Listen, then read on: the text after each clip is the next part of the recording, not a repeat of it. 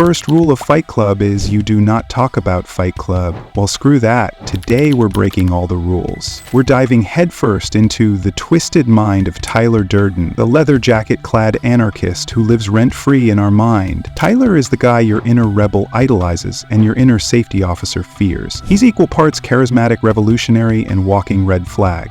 And for some reason we can't take our eyes off him. Why are we so drawn to a dude who literally makes soap out of human fat? Get ready, because in this video we'll peel back the barbed layers of Tyler Durden's dark psychology with plenty of sarcasm and pop cultural references along the way. Welcome to Fight Club Commentary. Tyler Durden, who is he? On the surface he's the ultra cool sidekick of Fight Club's narrator, played by Edward Norton, though we never actually learn the narrator's name. Tyler shows up as a slick talking soap salesman with a devil-may-care grin and a philosophy that's equal parts Zen monk and middle finger to society. He oozes confidence, fearlessness, and that chaotic charm that makes you lean in, even as he's ranting about how everything you love is an illusion. He literally blows up the narrator's condo with a homemade bomb to set him free.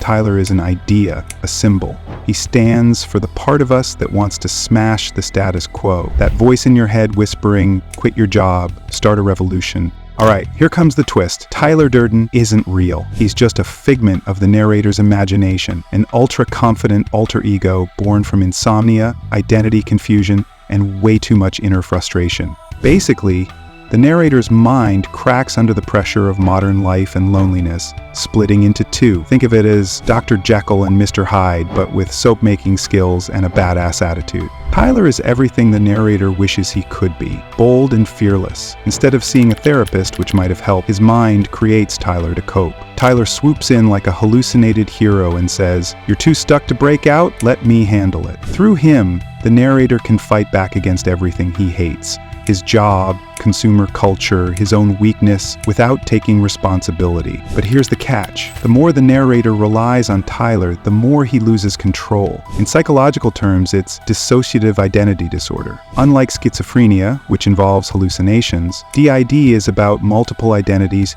sharing one body. Tyler is one of them. Tyler Durden isn't just the narrator's imaginary friend, he's a full-on revolution. He wants to save men from what he sees as the boring, soft life of modern society. Think desk jobs, IKEA furniture, and fancy lattes. His first move? Create Fight Club, where men ditch feelings for fists and try to feel something real through pain. It's brutal, messy, and very anti-therapy. But Tyler's war runs deeper. He's out to destroy consumer culture, the idea that buying more stuff leads to happiness. He sees ads and products as lies that chain people to fake lives. That sleek sofa you saved up for? In Tyler's eyes, it owns you. His philosophy is simple. Give up everything, and only then will you be free. To be honest, most of us kind of love Tyler Durden, but why are we so drawn to a guy who's basically chaos in human form? First, he's wildly charismatic. Everything he says sounds bold and deep, like "you are not your job" or "you're not your khakis." Second,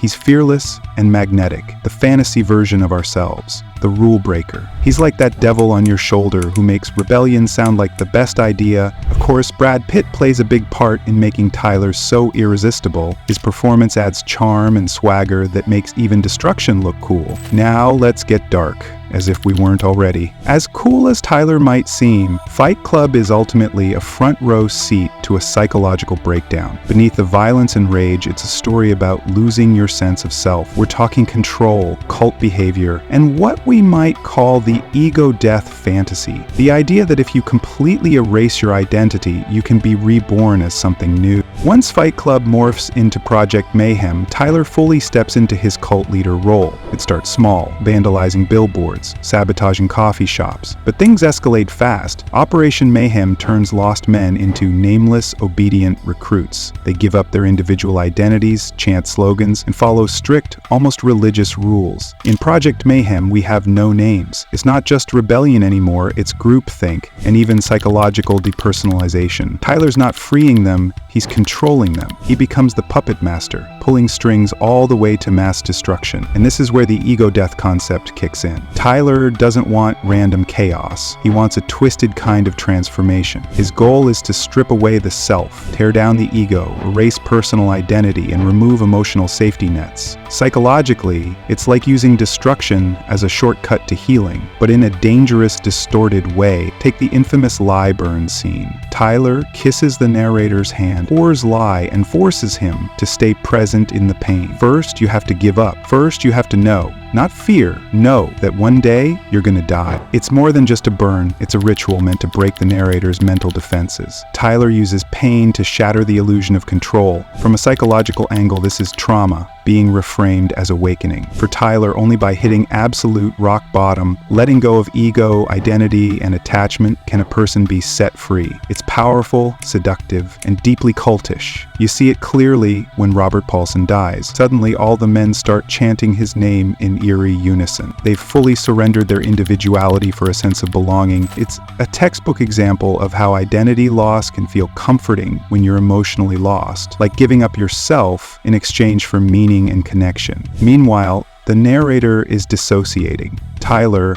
is taking control, and the more the narrator tries to regain power, the more Tyler pushes back. What we're watching is a psychological tug-of-war, a man's fractured mind battling itself. By the climax, the narrator is literally fighting himself, dragging his body across the floor, punching thin air. It's absurd, tragic, and a little funny, but it's also a clear metaphor. When you hand the steering wheel to your darkest inner voice, the one that promises freedom through destruction, you risk losing everything. But despite all that, Tyler grabs our attention. Why? Because he's not totally wrong. He calls out real issues, like how chasing money and comfort can leave us feeling empty, or how hiding our true selves can wear us down. Tyler says what many people secretly think, but are too polite or afraid to say. That brutal honesty makes him feel powerful and exciting, even if it's dangerous. Fight Club may be from 1999, but its message hits harder than ever, especially in today's age of alpha male influencers, online rage communities,